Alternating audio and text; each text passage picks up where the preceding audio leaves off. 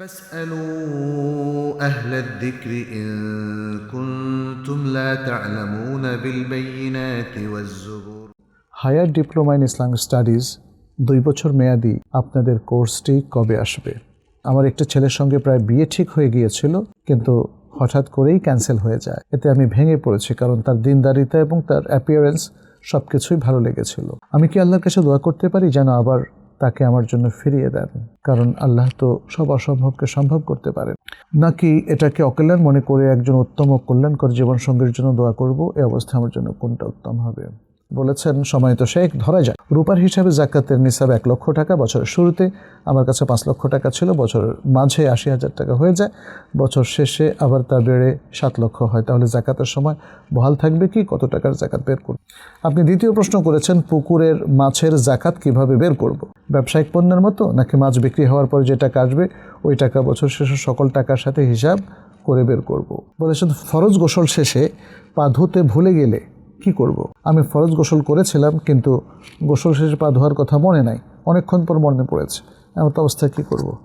রফসান হক বলেছেন, শেখ, আকীদা শিখতে চাই আপনার কাছে, কিভাবে শিখতে পারি? বাশির বিন হারুন বলেছেন, যাদের গরু কোরবানি করার সামর্থ্য নাই তারা কি বকরি, ছাগি ভাগে কোরবানি দিতে পারে?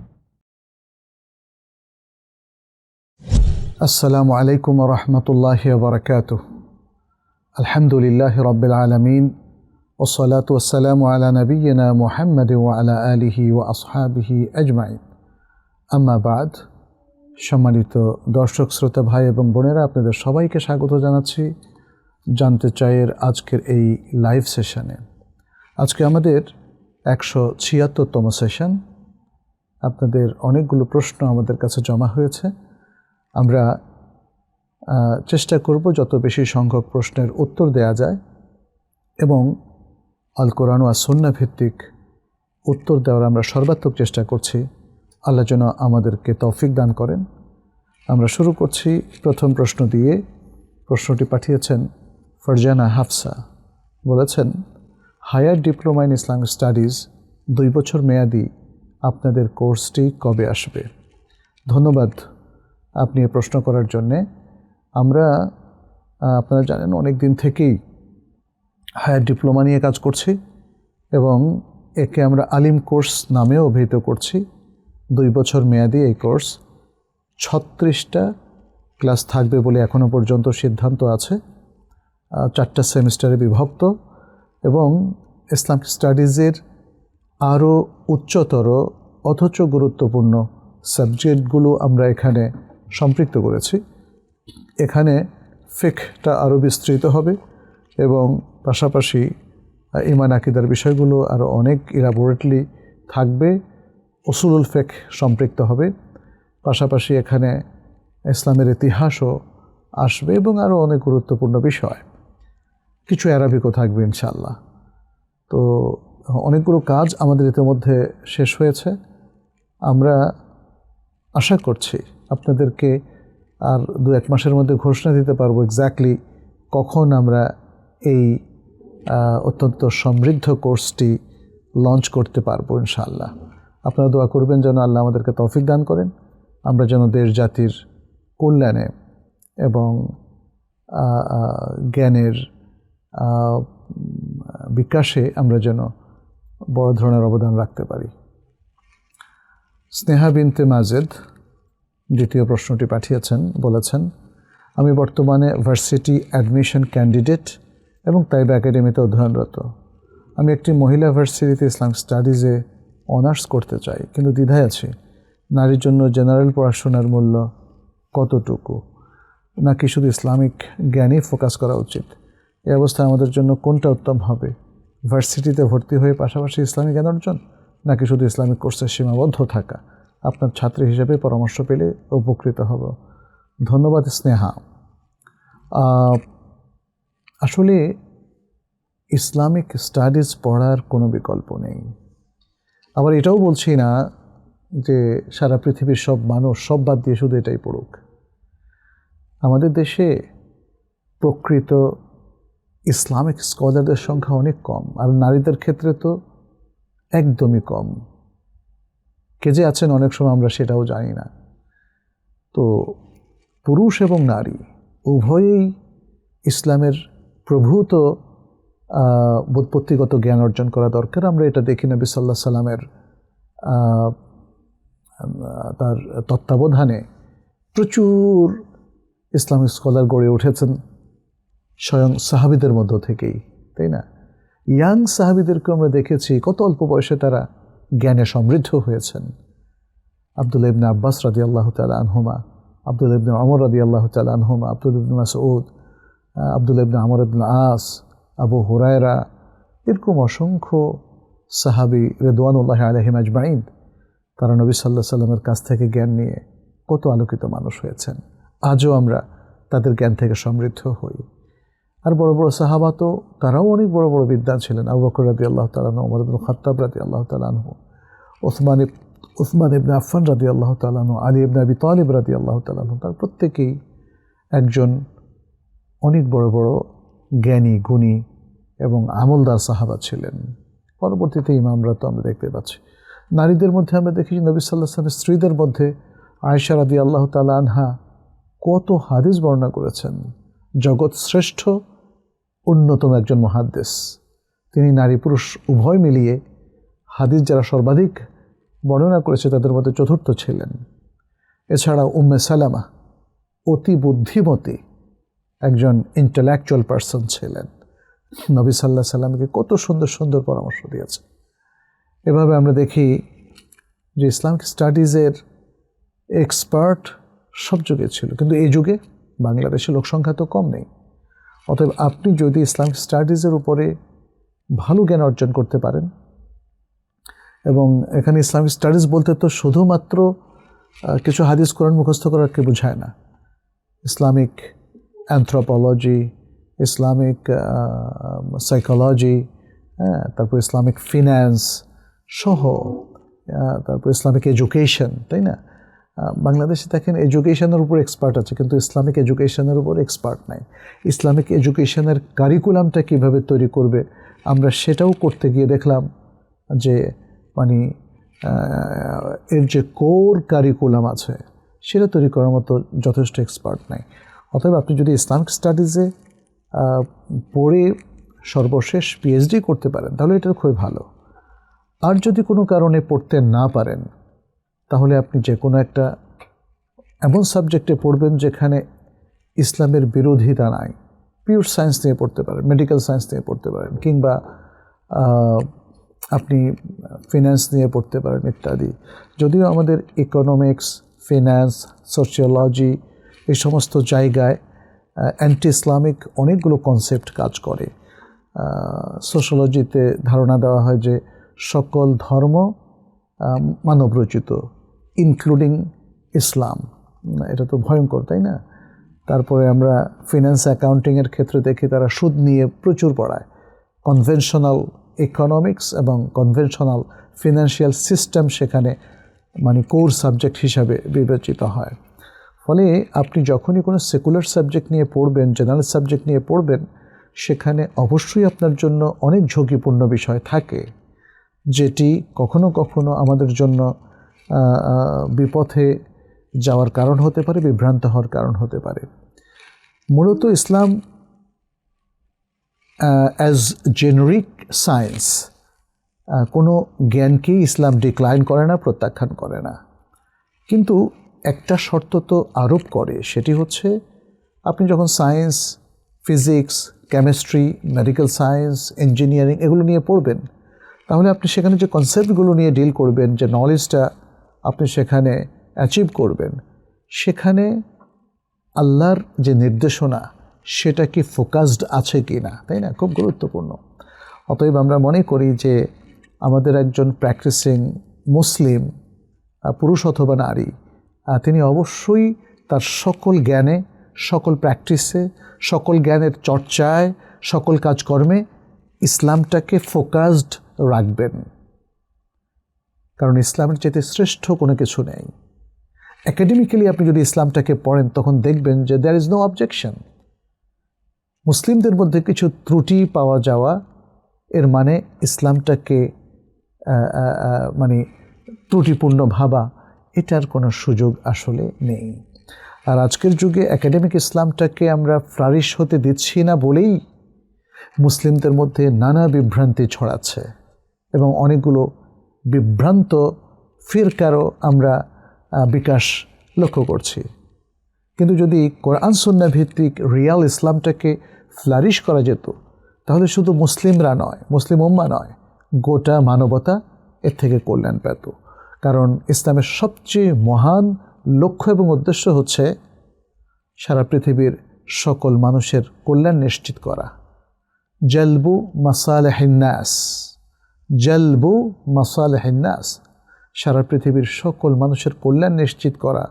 ওয়াদারউ মাফাসিদিহিম, এবং তাদের যত বিপর্যয়, যত ক্ষতি, যত খারাপ কিছু আছে সে সব কিছু থেকে তাদেরকে উদ্ধার করা এবং তাদের থেকে সকল ক্ষতি এবং অকল্যাণকে, অমঙ্গলকে প্রতিহত করা। সুবহানাল্লাহ, এর চাইতে শ্রেষ্ঠ চিন্তাভাবনা আর কি হতে পারে? অতএব শ্রেষ্ঠ হচ্ছে ইসলাম, ইসলামিক নলেজ অর্জন করা এবং জাগতিক যে নলেজ বা জেনারেল যে নলেজ সেটাকেও ইসলামের আলোকে আহরণ করা, অর্জন করা। আল্লাহ যেন আমাদেরকে তৌফিক দান করেন। জামিলা একটি প্রশ্ন পাঠিয়েছেন, বলেছেন আমার একটি ছেলের সঙ্গে প্রায় বিয়ে ঠিক হয়ে গিয়েছিল, কিন্তু হঠাৎ করেই ক্যান্সেল হয়ে যায়। এতে আমি ভেঙে পড়েছি, কারণ তার দিনদারিতা এবং তার অ্যাপিয়ারেন্স সব কিছুই ভালো লেগেছিল। আমি কি আল্লাহর কাছে দোয়া করতে পারি যেন আবার তাকে আমার জন্য ফিরিয়ে দেন? কারণ আল্লাহ তো সব অসম্ভবকে সম্ভব করতে পারেন। নাকি এটাকে অকল্যাণ মনে করে একজন উত্তম ও কল্যাণকর জীবনসঙ্গীর জন্য দোয়া করব? এই অবস্থায় আমার জন্য কোনটা উত্তম হবে? বোন জামিলা, আসলে এটা আমি জানি যে কোনো নারীর জন্য এটা খুব বিব্রতকর এবং কষ্টের কারণ, বিবাহ ঠিক হয়ে আবার সেটা ভেঙে যাওয়া। এমনকি এটা পুরুষদেরও অনেক সময় কষ্টের কারণ হয়। এখন ছেলেপক্ষ চলে যাওয়ার কারণে এটা তাদের জন্য কষ্টের কারণ না। আপনারা হয়তো প্রস্তুত হয়েছিলেন, আপনার বাবা মায়ের জন্য এটা একটা কষ্টের কারণ। তবে এতে কষ্ট পাওয়ার কোনো কিছু নেই। বিবাহ শাদী যখনই কথাবার্তা ঠিক হয়, শেষ কাজটা আগদ হওয়ার আগ পর্যন্ত এটা যে কোনো সময় ভেঙে যেতে পারে। এরকম লক্ষ লক্ষ ঘটনা, একটা দুটো নয়, লক্ষ লক্ষ ঘটনা। এতে আপনি কখনোই সাহসও হারাবেন না, মনও ভাঙবেন না। তবে আমি মনে করি আপনার একটা কাজ করা উচিত ছিল, সেটা করেছেন বলে মনে হয় না। সেটি হচ্ছে ইস্তেখারা করা। বিবাহ আমাদের জন্য খুবই গুরুত্বপূর্ণ। বিবাহ এবং এরকম জীবনের যে কোনো গুরুত্বপূর্ণ কাজে যদি আমরা ইস্তেখারা করে নেই, তাহলে আল্লাহর সাহায্য আমাদের জন্য অবধারিত ইনশাআল্লাহ বিইذনিল্লাহ। নবী সাল্লাল্লাহু আলাইহি ওয়াসাল্লাম বলেছেন, মা খাবা মান ইস্তাখারা, যে ইস্তেখারা করেছে সে কখনো বিফল মনোরথ হয় নাই। ইস্তেখারা করার নিয়ম তো জানেন, যে ফরজের বাইরে যে কোনো সুন্নাহ বা নফল 2 রাকাত নামাজ পড়বেন, তারপরে ইস্তেখারার দোয়াটা পড়বেন। ইস্তেখারার দোয়ার মধ্যে দুটো গুরুত্বপূর্ণ অংশ আছে। একটা দোয়াতে বলা হচ্ছে, হে আল্লাহ, যে কাজটা আমি সিদ্ধান্ত নিতে যাচ্ছি, যদি এটা আমার জন্য ভালো হয়, আমার দুনিয়া এবং আখিরাতে এবং আমার বর্তমানে এবং ভবিষ্যতে, এটা যদি ভালো হয়, তাহলে এটাই তুমি আমার জন্য তাকদীর রাখো এবং আমাকে এই কাজটায় সফল হওয়ার তৌফিক দাও। আর যদি দ্বিতীয় অংশ, আর যদি এই কাজটায় আমার কোনো কল্যাণ না থাকে, তাহলে হে আল্লাহ, এই কাজ থেকে আমাকে দূরে সরিয়ে নাও এবং আমাকেও ওই কাজ থেকে সরাইয়া দাও, এবং যেই কাজে আমার কল্যাণ আছে সেই দিকে আমাকে ফিরিয়ে দাও। সুবহানাল্লাহ, এত সুন্দর একটা দোয়া আল্লাহর কাছে করা 2 রাকাত নামাজ পড়ে, তাহলে আল্লাহ সে দোয়া কবুল করবেন। এই জন্যই নবী সাল্লাল্লাহু আলাইহি ওয়াসাল্লাম বলেছেন, মা খাবা মান ইস্তাখারা, যে ইস্তেখারা করলো সে বিফল মনোরথ হয় নাই। অতএব আপনি যদি ইস্তেখারা করে থাকেন, তাহলে আপনি নিশ্চিন্ত থাকুন। আর ইস্তেখারা যদি নাও করে থাকুন, তবুও অতীতকে নিয়ে আপনি নিজেকে মানে চিন্তার মধ্যে ফেলে দেবেন না। যে পক্ষ চলে গেছে, আপনি কেন বারবার দোয়া করে তার সাথে নিজেকে কানেক্টেড রেখে? আপনার কষ্ট কিন্তু বাড়বে, কমবে না। আপনি খুব ইজি ফিল করুন। আল্লাহ হয়তো তার চাইতে অনেক উত্তম বিকল্প আপনাকে দেবেন। আপনি আল্লাহর কাছে কল্যাণ চান, ভালো চান। যদি আপনার ভাগ্য থাকে, মানে আল্লাহ যদি এর মধ্যেও কল্যাণ রাখেন, আল্লাহ তাকেই আবার হয়তো দ্বিতীয়বারে প্রস্তাব আকারে নিয়ে আসবেন। আর যদি এর মধ্যে কল্যাণ না থাকে, তাহলে আল্লাহ আপনার যেখানে কল্যাণ সেখানে আপনাকে তৌফিক দেবেন। কিছুদিন আগে আমাদের এক ভাই এভাবেই আমার সাথে কাউন্সেলিংয়ে এসেছিলেন, তাইবা একাডেমির কাউন্সেলিংয়ে, তবে সেটা ফিজিক্যালি কাউন্সেলিং করেছিলেন। তিনিও একজন বড় কর্মকর্তা। যাই হোক, তিনি বলেছিলেন যে মেয়ে পক্ষের সাথে তাদের কথাবার্তা সব ঠিক হয়ে গেছে, কিন্তু কোনো এক কারণে মেয়ে পক্ষ একটু পিছিয়ে গেছে। তারা ভেবেছেন ওকে এখানে আর হচ্ছে না, তারা অন্যখানেও দেখা শুরু করলেন। বাট 2-3 মাস পরে আবার সেই পক্ষ অতি আগ্রহ দেখানো শুরু করেছে। তো তিনি আমার কাছে এই প্রশ্ন জিজ্ঞেস করলেন যে এখন আমি অগ্রসর হব কি না। তারা আগেরবার চলে গেছে, তো যেহেতু চলে গেছে আবার ফিরে আসলো, এটাকে আমার জন্য কল্যাণকর হবে কি না। আমি বললাম কল্যাণকর হবে কি না এটা তো আল্লাহ জানেন, আমরা জানি না, কিন্তু আপনি সেখানে যেতে বাধা কোথায়?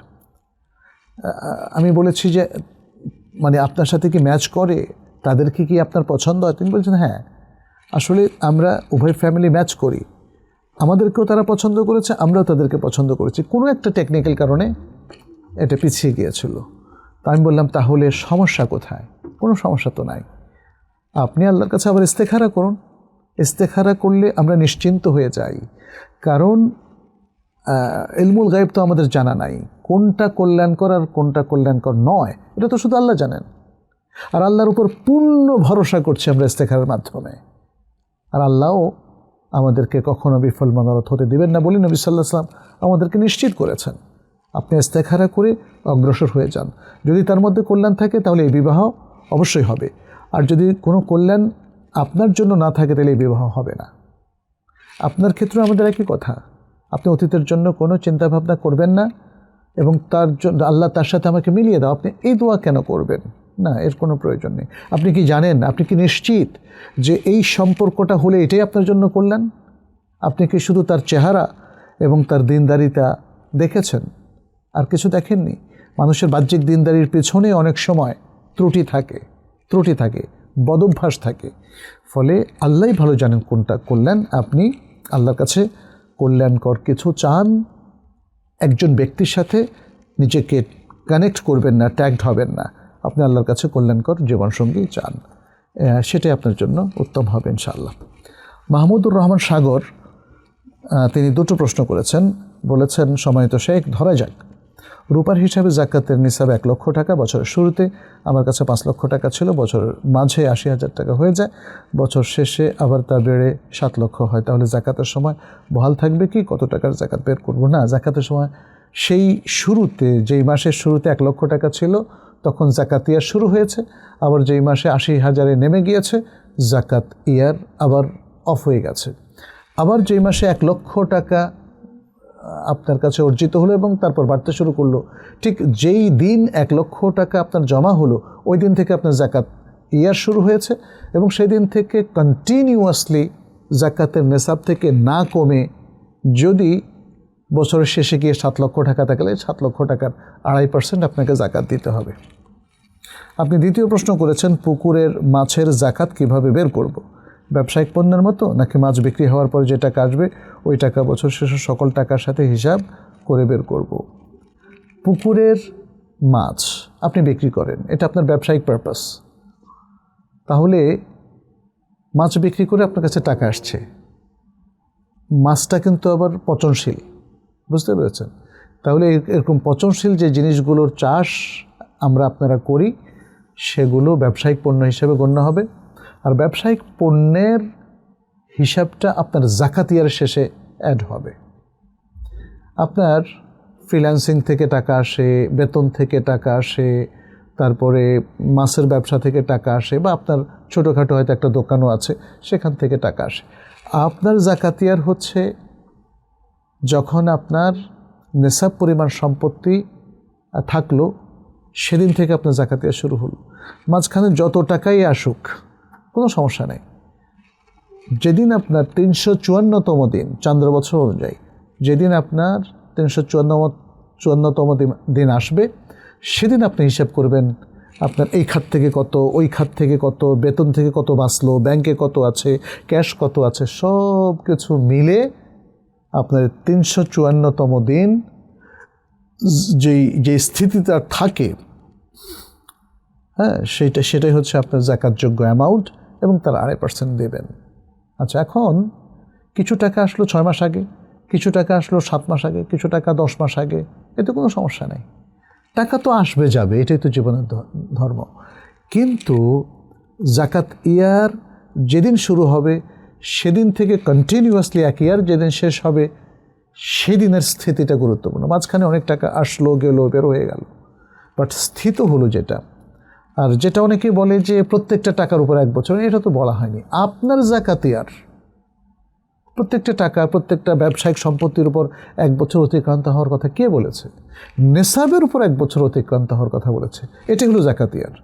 আপনি যদি মুহররমের 1 তারিখে নেসাবের মালিক হন, তারপরে জিলহজ মাসের 30 তারিখ পর্যন্ত আপনার নেসাবটা বজায় ছিল, 30 তারিখে আপনার যাকাত ইয়ার শেষ হলো, তাহলে মাঝখানে প্রত্যেকটা টাকার উপরে 1 বছর অতিক্রান্ত হওয়ার শর্ত কে দিল? এটা তো শরিয়া দেয় নাই।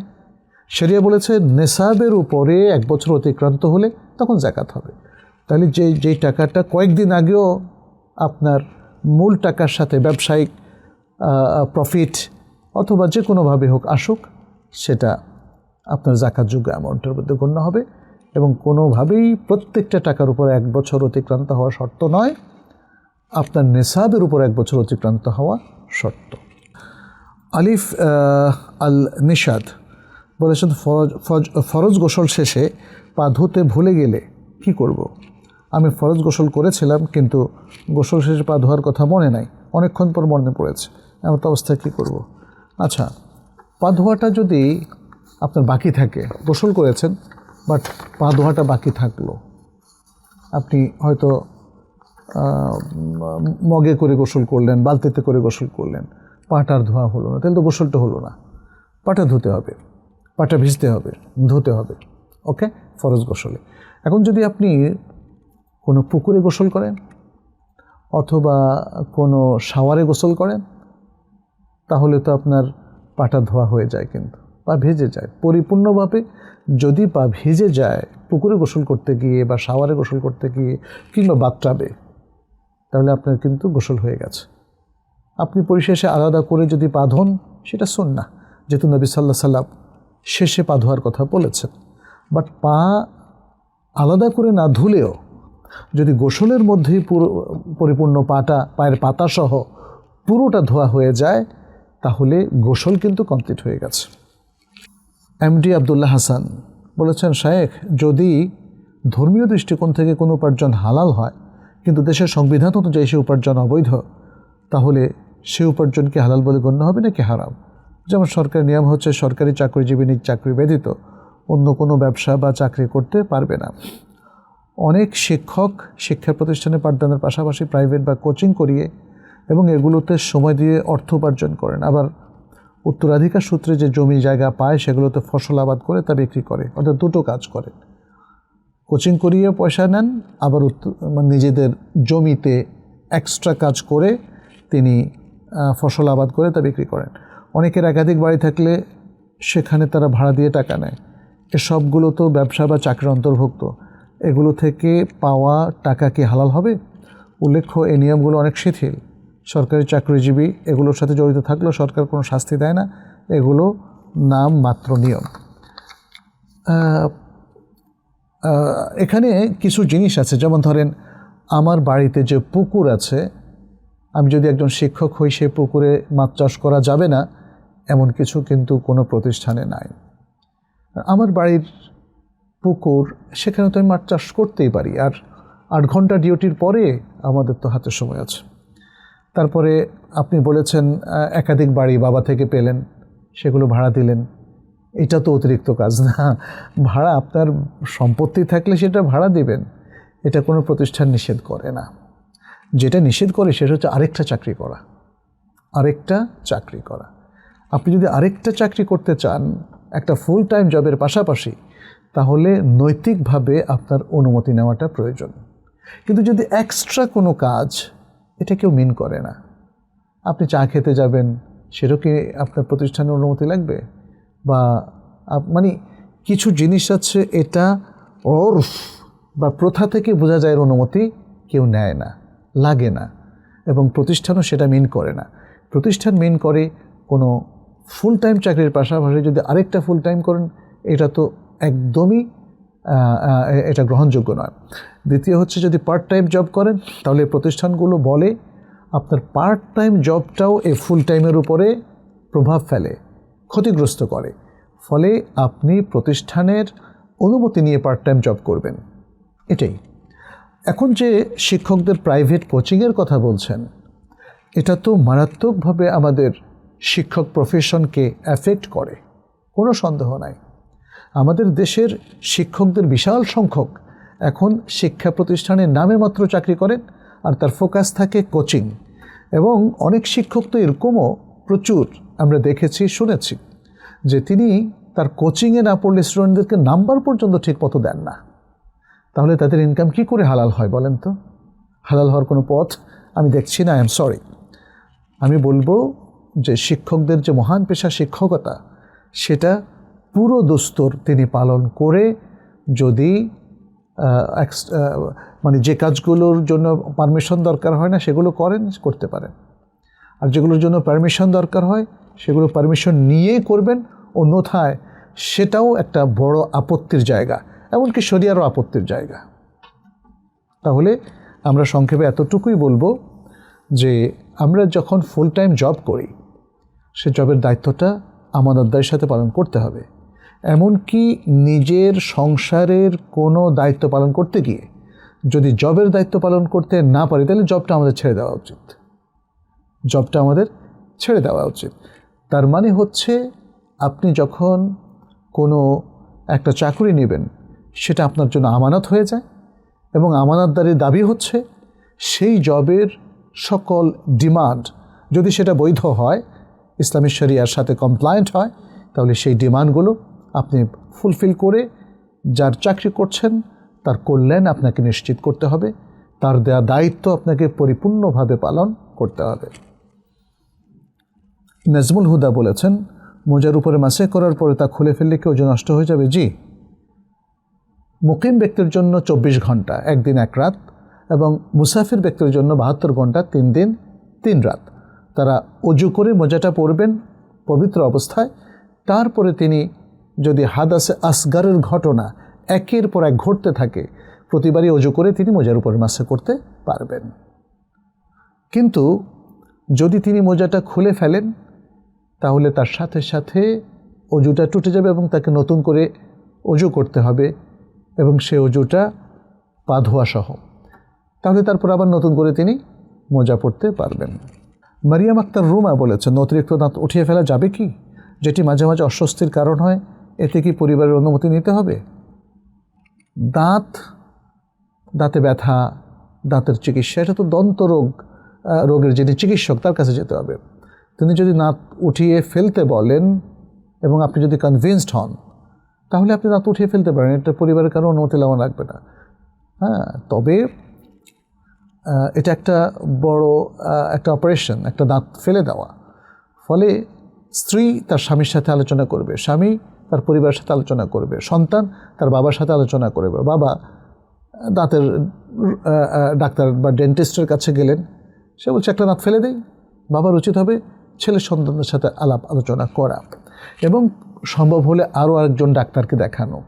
কারণ আমরা দেখছি অনেক ডাক্তাররা তারা হয়তো সিনসিয়ারলি কাজ করেন, কিন্তু ডাক্তারের জ্ঞান, গরিমা, হাতের যশ, অভিজ্ঞতা, এগুলোতে ভিন্নতা আছে। ফলে আমরা দেখি যে একই অপারেশন নিয়ে আমাদের ডাক্তাররা ডিফার করেন, তাই না? কেউ বলেন যে হ্যাঁ আপনার একটা অপারেশন করতে হবে, আরেকজন বলে না অপারেশন করলে তো আপনি মারা যাবেন, আরেকজন বলে না অপারেশন করা যাবে না, আপনি আগে ওষুধ দিয়ে ট্রিটমেন্ট করেন। দাঁতের ডাক্তারের ক্ষেত্রে একই অবস্থা। একটা দাঁত মানে মাড়ি থেকে বের করে ফেলে দেওয়া, এটা তো জোক না, এটা খুব গুরুত্বপূর্ণ একটা বিষয়। ফেলবো কি ফেলবো না, এতে করে শরীরের অনেক ক্ষতি হয়, ব্রেনেরও অনেক ক্ষতি হয়। কিন্তু যদি ফেলতেই হবে, সত্যিকার অর্থে চিকিৎসা শাস্ত্রের এটাই নির্দেশনা হয়, তাহলে তখন ফেলতে হবে। কিন্তু আমি নিশ্চিত হব কি করে? একজন ডাক্তারের পরামর্শ মেজর জায়গাগুলোতে আমি মনে করি এনাফ না, বরং 2-3 জনের পরামর্শ এখানে নেওয়া উচিত, ক্রস করার জন্য। ঠিক তেমনি আমাদের সাংসারিক বিভিন্ন যে প্রবলেমগুলো আছে, কিংবা জটিল জটিল মাসআলাগুলোতেও আমাদের একাধিক জায়গায় ক্রস করা উচিত। যেহেতু আমরা অনেক সময় এগুলো ভালো করে জানি না, বুঝি না, তাহলে স্কলারদের একাধিক মতের মধ্যে আমরা দেখব যে তারা যদি জিনিসটাকে সুন্দর করে অ্যানালাইসিস করে আমাদের জন্য সঠিক পথ বাতলিয়ে দেন, সেটা নিশ্চিত হওয়ার জন্য আর এক বা একাধিক স্কলার কাছে যাওয়া যেতে পারে। তো স্কলারলি বিষয় তো নির্ভরযোগ্য ব্যক্তি একজনই এনাফ, কিন্তু ডাক্তারের বিষয়টা বিশেষ করে অপারেশনের ক্ষেত্রে একজন এনাফ নাও হতে পারে। এই জন্যই তো আমরা জানি ডাক্তাররা অনেক সময় তারা বোর্ড করে রোগীর চিকিৎসা করেন, তাই না? তো এক্ষেত্রে আমরা বলবো যে এখানে ডাক্তারদের পরামর্শটা মেইন, পরিবারের পরামর্শটা মেইন না হলেও এটা একটা যেহেতু বড় অপারেশন, একটা দাঁত ফেলে দেওয়া, অতএব পরিবারের বয়োজ্যেষ্ঠ এবং অভিজ্ঞতার সাথে পরামর্শ করাটা উচিত। সাইদ বিন বেলাল নামাজের মধ্যে রফুল ইয়াদাইন ভুলে গেলে কি করব? কিছুই করতে হবে না। যদি ভুলে যান তাহলে পরের রাকাত থেকে করবেন, যেন আর ভুল না হয়। ইশরাত জাহান সাল্লাল্লাহু আলাইহি ওয়াসাল্লাম এই দুরূদটা বেশি বেশি পড়লে নেকি পাবেন কিনা? হ্যাঁ, পাবেন। কেন পাবেন না? এটা সবচেয়ে সংক্ষিপ্ততম দুরূদ। একে আমির খান, কোনো বিষয় নিয়ে ইমামদের মধ্যে ভিন্ন মত থাকলে কোনো মুফতির ফতোয়া নিয়ে আমল করলে ওই ব্যক্তি দায়ভুক্ত হবে কি? হ্যাঁ, হতে পারে। যদি মুফতি জানাশোনা যোগ্য মুফতি হন, তাহলে ইমামদের তো ইখতিলাফ আছে, তো তিনি ওই মুফতি, যে কোনো একজন মুফতি যিনি তার কাছে নির্ভরযোগ্য, দিনদার, বিশ্বস্ত, তাহলে এই মুফতির কাছ থেকে ফতোয়া তিনি নিতে পারেন এবং নিয়ে আমল করতে পারেন। আর আমল করলে এটা তার জন্য জায়েজ হবে, ফলে এটি তো দায়মুক্তি। নুজহাত তাবাসসুম বলেছেন, প্লেট থেকে পড়ে যাওয়া খাবার কোনো ময়লা জায়গায় পড়ে গেলে সে খাবার না খেলে কি গুনাহ হবে? কেন গুনাহ হবে? একটা খাবার ময়লা যেখানে ব্যাকটেরিয়া আছে বা অন্য যে কোনো খারাপ জিনিস আছে সেখানে আছে, পড়ে গেল, সেটা তো আর ধুয়ে খাওয়ারও কোনো সুযোগ নেই। আপনি কেন খাবেন সেটা? আর গুনাহ কেন হবে? তাই না? গুনাহ হওয়ার কোনো কারণ নেই। গুনাহ হবে সেই জায়গায় যেখানে আপনি ইচ্ছাকৃতভাবে ইসরাফ করেছেন, খাবার নষ্ট করেছেন, খাবার ইচ্ছা করে ফেলে দিয়েছেন। আর অনিচ্ছাকৃতভাবে পড়লে এতে কোনো পাপ নেই। যেহেতু নবী সাল্লাল্লাহু আলাইহি ওয়াসাল্লাম এর বিখ্যাত হাদিস, ইন্নাল্লাহা তাজাওয়াজা লি উম্মতি আনিল খাতাই ওয়ান নিসয়ান ওয়া মাস্তাকরু আলাই, আল্লাহ সুবহানাহু ওয়া তাআলা আমার উম্মতকে ক্ষমা করে দিয়েছেন তিনটা জায়গায়। এক, সে যদি ভুলে যায়, ভুল করে, ভুল ক্রমে করে, ইচ্ছা করে না, অথবা সে যদি মন থেকে ভুলে যায়, অথবা যদি তাকে বাধ্য করা হয়। খালেদ আক্তার বলেছেন, বাবা জীবিত অবস্থায় ছেলে মেয়েদের মধ্যে সম্পত্তি দিতে চাইলে কিভাবে দিতে হবে? আমার বাবা জীবিত অবস্থায় ছেলেদের 2 ভাগ, মেয়েদের 1 ভাগ বন্টন করে দিয়েছে, এটা কি ঠিক আছে? জীবিত অবস্থায় তো সব সম্পদ বন্টন করে দেওয়া যাবে না, হাদিয়া দিতে পারেন, হেবা করতে পারেন, তবে ছেলে মেয়েদের কাউকে ঠকানো যাবে না। এখন ছেলে মেয়েদের কীভাবে ভাগ করবেন? ছেলেদের 2 ভাগ, মেয়েদের 1 ভাগ। কোনো শেখ এভাবেই বলেছেন যে মিরাজ যেভাবে বন্টন হবে ছেলে মেয়েদের মধ্যে বাবা মা হাদিয়া সেভাবে দিবে, ছেলেদের 2 ভাগ, মেয়েদের 1 ভাগ। এটা বেশ মুহাক্কিক কয়েকজন ওলামার মতো দেখেছি। তবে আরেকটা স্ট্রং মত হচ্ছে জীবদ্দশায় তারা সমান সমান দেবে, এই মতটা আমার কাছে বেশি শক্তিশালী মনে হয়। তবে মিরাজ বন্টনের সময় আসলে, অর্থাৎ বাবার মৃত্যুর পরে তার মিরাজ বা মায়ের মৃত্যুর পরে তার মিরাজ, সর্বাবস্থায় ছেলেরা ডাবল, মেয়েরা 1 ভাগ করে পাবে। কারণ এটাই সূরাতুন নিসার 11 নম্বর আয়াতে আল্লাহ সুবহানাহু ওয়া তাআলা স্পষ্ট করে বলে দিয়েছেন, এবং তার পেছনে অনেক বড় বড় হিকমা এবং প্রজ্ঞা আছে, এবং এটাই প্রজ্ঞাপূর্ণ বিধান। সেটা হচ্ছে মিরাজের ক্ষেত্রে। আবার আমরা দেখি শরীয়তের অনেক ক্ষেত্রে ছেলে মেয়েকে সমান সমান দেওয়া হয়েছে, অর্থাৎ পুরুষ এবং তার কাউন্টার যিনি নারী আছেন সমান সমান দেওয়া হয়েছে, অসংখ্য উদাহরণ আছে। তো যাই হোক, হেবার ক্ষেত্রে আমরা বলবো পারতপক্ষে তাদেরকে সমান সমান দেওয়া। যেমন ঈদ উপলক্ষে যদি ছেলেদেরকে 2000, মেয়েদেরকে 1000 দেওয়া হয়, ঠিক হবে না এটা। তবে সামান্য স্লাইট পার্থক্য হতে পারে, অনেক সময় মেয়েদের পোশাকের দাম বেশি, তাই না? অতএব জীবদ্দশায় হাদিয়ার ক্ষেত্রে এইভাবে ডাবল আর হাফ, এই নীতিটা যদিও কোনো স্কলার সমর্থন করেছেন, তবে সমান সমান দেওয়াটাই হলো বিধেয়। ফয়সাল শান্ত বলেছেন, অনেক কন্টেন্ট ক্রিয়েটররা তাদের হারাম কন্টেন্টে যে বিজ্ঞাপন দিচ্ছে সেসব বিজ্ঞাপন 2 ধরনের হয়। বিজ্ঞাপনে কোনো হারাম কিছু নাই এবং পণ্যটি হালাল। আচ্ছা, বিজ্ঞাপনে হারাম আছে কিন্তু পণ্যটি হালাল। এই দুই ধরনের বিজ্ঞাপন হতে কোনটি হতে আয় করলে হালাল হবে? যদিও তার পুরো কন্টেন্টের বিষয়বস্তুটা হারাম। কন্টেন্ট যখন পুরোপুরি হারাম হয় সেখানে হালাল বিজ্ঞাপনের কোনো অর্থ থাকে না। কন্টেন্ট দেখতে গিয়েই তো, এই হারামটা দেখতে গিয়েই তো মানুষ বিজ্ঞাপনটা দেখছে, তাই না?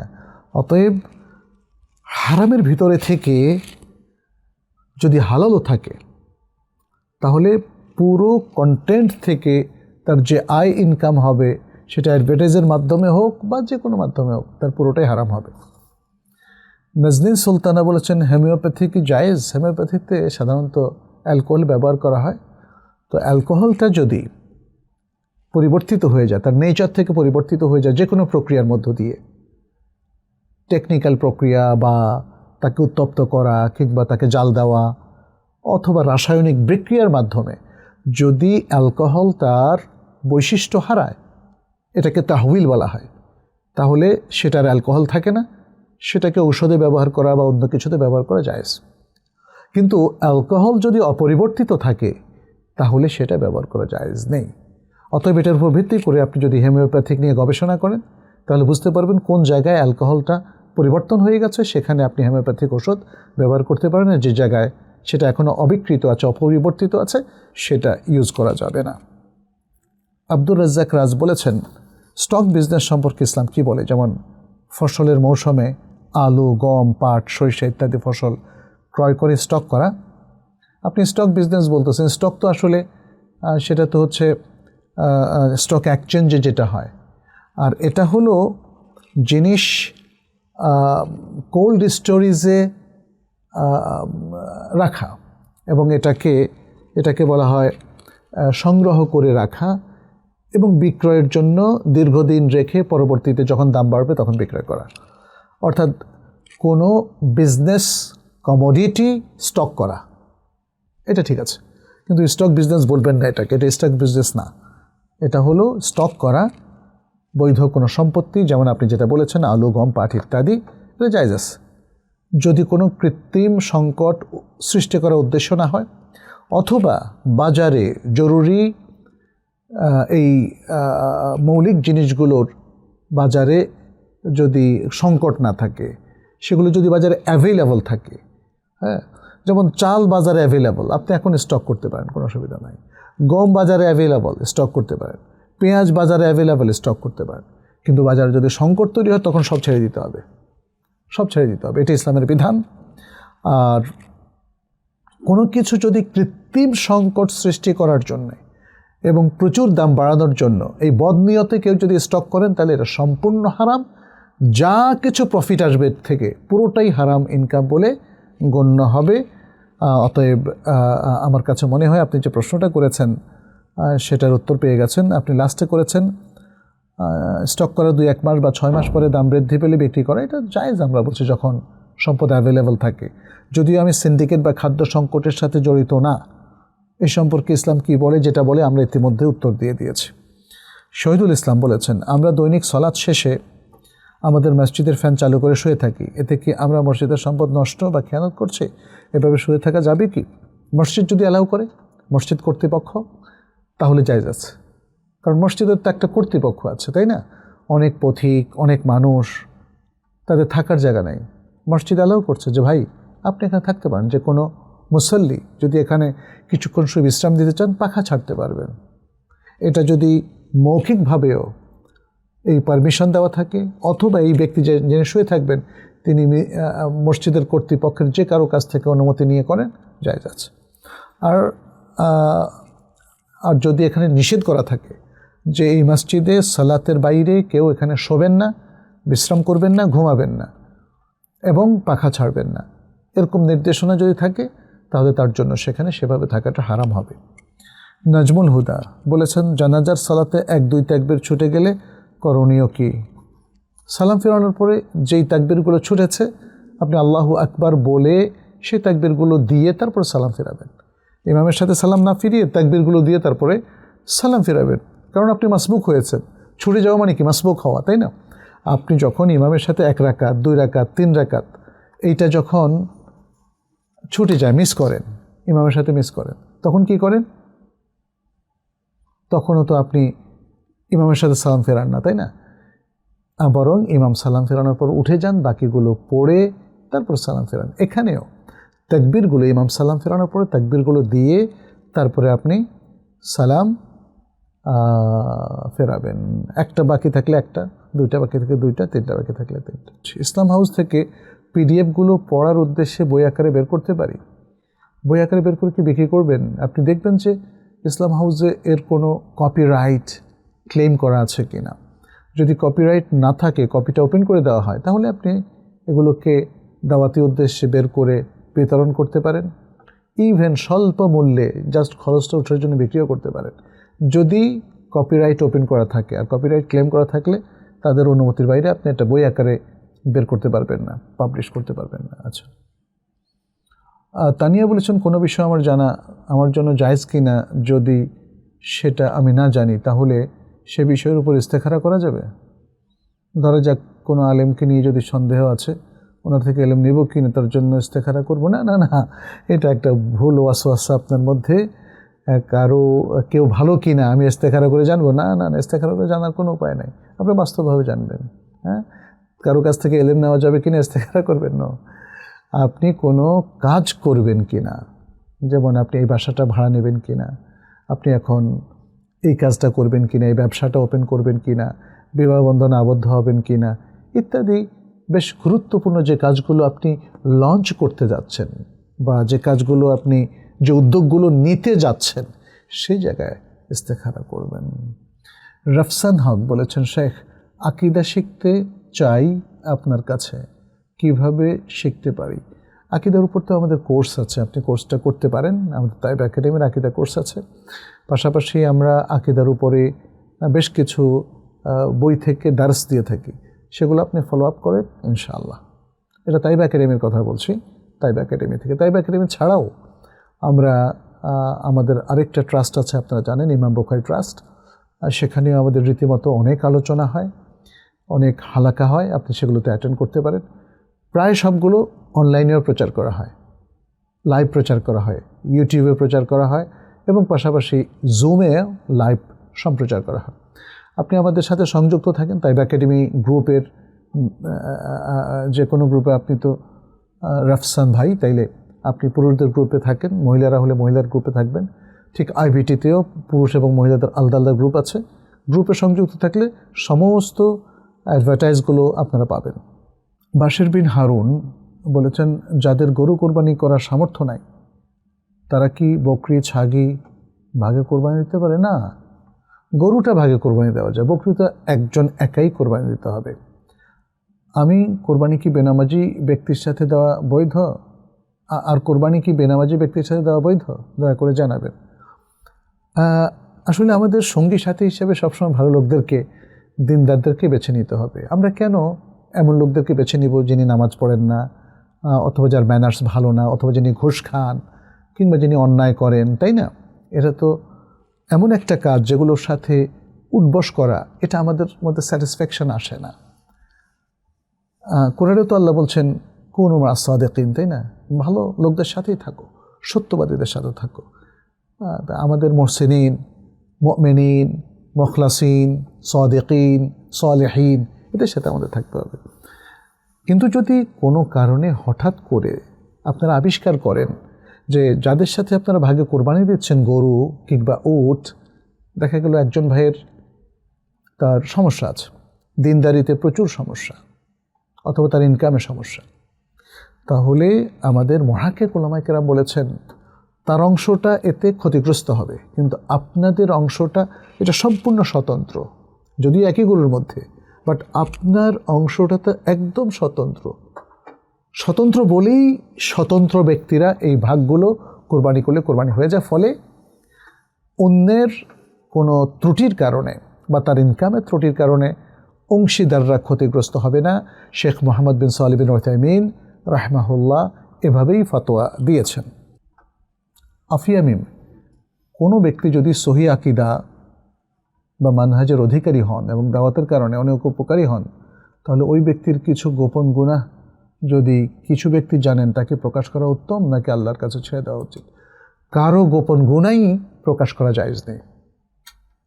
এটা তো নবী সাল্লাল্লাহু আলাইহি ওয়াসাল্লামের প্রখ্যাত হাদিস আছে, যে ব্যক্তি তার কোনো মুসলিম ভাইয়ের দোষকে গোপন করে, কিয়ামতের দিন আল্লাহ তার দোষকে গোপন করবেন। ব্যক্তিগত দোষগুলো প্রচার করে দেওয়া এটা মোটেই সঙ্গত নয়, এটা মোটেই সঙ্গত নয়। তাহলে এটার জন্য কি করণীয়? আল্লাহর কাছে কি আপনার কোনো দায়বদ্ধতা আছে? হ্যাঁ, আপনার কিছু করণীয় আছে। আপনি সেই ব্যক্তির কাছে গিয়ে তার দৃষ্টি আকর্ষণ করবেন, কিন্তু তাকে রিফিউট করা ফেসবুকে কিংবা কোনো সোশ্যাল নেটওয়ার্কে কিংবা জনসমক্ষে, এটা খুবই গর্হিত কাজ এবং কবিরা গুনাহের কাজ। রেজাউল করিম, আমার শাশুড়ির আপন মামা কি আমার মেয়ে এবং স্ত্রীর মাহরাম? আপনার শাশুড়ির মামা শাশুড়ির জন্য মাহরাম, কিন্তু শাশুড়ির মাহরাম কি আপনার মেয়ে এবং স্ত্রীর জন্য মাহরাম হবে? মানে আপনার মেয়ে হচ্ছে আপনার শাশুড়ির নাতনি এবং আপনার স্ত্রী হচ্ছে আপনার শাশুড়ির কন্যা। আচ্ছা, সেক্ষেত্রে মায়ের মামা আপনার স্ত্রীর মাহরাম হবেন, আর আপনার মেয়ে আপনার মামা মানে শাশুড়ির মামার মাহরাম নাও হতে পারেন। এটা একটু দেখে, মানে তার কারাবাতটা কতটুকু ক্লোজ, এটা পরীক্ষা নিরীক্ষা করেই বলতে হবে। বাকিটা আমরা পরীক্ষা করে পরে এক সময় বলবো ইনশাল্লাহ। আপনারা আবার একটু প্রশ্ন করেন, এটা আমরা নোট করে নিয়েছি এবং ইনশাল্লাহ পরবর্তীতে প্রশ্ন উত্তর দেব। মোহাম্মদ কামরুজ্জামান, বর্তমানে অনেক কৃষিকাজের জন্য বা বাড়ি নির্মাণের জন্য এনজিও থেকে সুদের ভিত্তিতে টাকা নিয়ে থাকে অনেকে। তাদেরকে নিষেধ করলে তারা বলে আমরা বাধ্য হয়ে সুদের মাধ্যমে টাকা নিয়েছি। কোন অবস্থায় সুদের ভিত্তিতে টাকা নেওয়া যাবে? সমাজকে কিভাবে সুদমুক্ত করার কাজ করা যাবে? আচ্ছা, কোনো অবস্থাতেই সুদের ভিত্তিতে টাকা নেওয়া যাবে না এবং সমাজকে সুদমুক্ত করার কাজ অব্যাহত রাখুন। মানুষ সুদে যদি ভরপুরও হয়ে যায়, সুদ যদি সমাজে চালুও হয়ে যায়, তবু সুদ থেকে মুক্ত হওয়ার জন্য আমাদেরকে কাজ করতে হবে। লা রিবা প্রোগ্রাম চালু করতে হবে। হ্যাঁ, শুধু তো সুদমুক্ত হওয়ার স্বপ্ন দেখলে হবে না, আপনাকে বাস্তবিক কাজ করতে হবে। আমাদের সমাজে যেমন আমরা সবাই বলি সুদ হারাম, সুদ হারাম, কিন্তু সুদ মুক্ত করার জন্য বাস্তব ভিত্তিক ইফেক্টিভ কোনো কাজ কি কেউ করছেন? এটা একটু দেখতে হবে। যে মানুষগুলো আজকে সুদের ঋণ নিতে বাধ্য হচ্ছে, তাদেরকে সুদ ছাড়া ঋণ কেউ দিচ্ছে কি? কোথায় সেই সংস্থাগুলো? মুসলিম প্রতিষ্ঠানগুলো, তাই না? এবং মুসলিম ধনী ব্যক্তিবর্গ, তারা কেন এই কাজগুলো করছেন না? আমাদের মধ্যে যদি কেউ এমন থেকে থাকেন, আমাদের উচিত হচ্ছে বাস্তব ভিত্তিক মানুষকে সুদ ছাড়াই অর্থনৈতিক স্বাচ্ছন্দ্য আনানোর জন্য সাহায্য করা। এর মাধ্যমে এটা হতে পারে। যেই সমস্ত জায়গায় সুদ এসে ভর করেছে, সেই সমস্ত জায়গায় সুদের বিকল্প ইসলামিক কোনো শরিয়া কমপ্লায়েন্ট প্রোডাক্ট যদি আমরা চালু করতে পারি, তাহলেই সুদমুক্ত হওয়া সম্ভব। যাই হোক, আপনার চিকিৎসার প্রয়োজন, সুদে টাকা নেবেন না। আপনি ব্যবসা করার প্রয়োজন, সুদে টাকা নেবেন না। আপনার খাদ্যের প্রয়োজন, সুদে টাকা নেবেন না। কোনো অবস্থাতেই সুদ নেওয়া যাবে না, সুদ দেওয়া যাবে না। আচ্ছা, মতিউর রহমান বলেছেন আমি নিরুপায় হয়ে সমিতির চাকরি করছি, এটার উপার্জন কি হালাল হবে? কোন সমিতি? তা তো বলেননি। এটা হারাম সমিতি কিভাবে হলো তাও তো বুঝতে পারছি না। মানে আমি এতটুকু বুঝতে পারছি যে আপনার ধারণা আপনি যেই জায়গায় কাজ করছেন, চাকরি করছেন, সেটা হারাম জায়গা এবং সেটা শরিয়াতে অ্যালাউড না, এবং আপনি মনে করেন যে আপনি নিরুপায়, এই চাকরি ছাড়লে আপনার রিজিক বন্ধ হয়ে যাবে। আমরা বলবো যে না, যারা হারামের মধ্যে আছেন তাদের রিজিক বন্ধ হবে না ইনশাআল্লাহ। আপনি আল্লাহর উপর আস্থা রাখুন। ইন্নাল্লাহা হুয়া রাজ্জাকু যুল কুওয়াতিল মাতিন। আল্লাহই তো রিজিক দাতা, তাই না? আল্লাহই সবাইকে রিজিক দেন, রিজিককে প্রশস্ত করে দেন। ওয়া মান ইয়াত্তাকিল্লাহা ইয়াজআল লাহু মাখরাজা ওয়া ইয়ারযুকহু মিন হাইথু লা ইয়াহতাসিব। আর যারা আল্লাহকে ভয় করে, আল্লাহ তাদের জন্য একটা উপায় বের করে দেন এবং তাকে এমন জায়গা থেকে রিজিক দেন যা সে কল্পনাও করতে পারেনি। আপনি চেষ্টা করতে থাকুন যেন আল্লাহ আপনার জন্য হালাল রিজিকের ব্যবস্থা করে। আর একটা দোয়া করবেন, আল্লাহুম্মা আগনিনা বিহালালিকা আন হারামিক, হে আল্লাহ তোমার হালাল দিয়ে আমাকে হারাম থেকে রক্ষা করো, আমাকে সচ্ছল করো। আমাদের উত্তরবঙ্গে কখনো আসবেন কি? আমি তো উত্তরবঙ্গ প্রায় যাই আলহামদুলিল্লাহ। দিনাজপুর, তারপরে এই যে চাঁপাইনবাবগঞ্জে কদিন আগে ঘুরে আসলাম, তারপরে কুড়িগ্রামে গেলাম, পঞ্চগড়ে গেলাম। তো হয়তো আপনার সাথে বা আপনাদের সাথে সবসময় দেখা সাক্ষাৎ হয়নি, তবে বেশ কিছু চ্যারিটি প্রোগ্রাম নিয়ে আমরা আপনাদের কাছে যাব ইনশাআল্লাহ। উত্তরবঙ্গে কত মানুষ, ভালো ভালো মানুষ, তারা কত কষ্টের মধ্যে আছে লক্ষ্য করেছি। আবার অনেক মানুষ দেখলাম যে ধর্মীয় নানা বিভ্রান্তির শিকার হচ্ছে, বেশ কিছু বিভ্রান্ত ফেরকা সেখানে কাজ করছে। অতএব এই লোকদের কাছে যাওয়া, তাদেরকে জ্ঞানের সাথে কানেক্ট করা এবং অভাবী মানুষদের অভাব দূর করা, যারা চিকিৎসাহীন অবস্থায় আছে তাদেরকে চিকিৎসা সেবা দেওয়া, আমাদের সাধ্য অনুযায়ী সেটা আমাদের কর্তব্য। ইনশাআল্লাহ কানেক্টেড থাকবো ইনশাআল্লাহ। আল্লাহ যেন আমাদের সবাইকে তৌফিক দান করেন। প্রিয় দর্শক, আপনাদের সবাইকে আবারও ধন্যবাদ জানাচ্ছি এতক্ষণ ধৈর্য ধরে আমাদের কথা শুনেছেন। অনেকেই হয়তো সার্বক্ষণ থাকতে পারেননি, বাট চেষ্টা করবেন আমাদের সকল প্রশ্নোত্তরগুলো শোনার। আমরা চেষ্টা করি কোরআন সুন্নাহ ভিত্তিক উত্তর দেওয়ার। আল্লাহ যেন আমাদের তৌফিক দান করেন এবং আমাদের আপনাদের সবাইকে ভালো কথাগুলো আমলে রূপান্তরিত করার তৌফিক দান করেন। আজ এ পর্যন্তই। হাদা সাল্লাল্লাহু ওয়াসাল্লাম আলা নবিয়িনা মুহাম্মদ ওয়া আলা আলিহি ওয়া আসহাবিহি আজমাইন। আসসালামু আলাইকুম ওয়া রাহমাতুল্লাহি ওয়া বারাকাতুহু।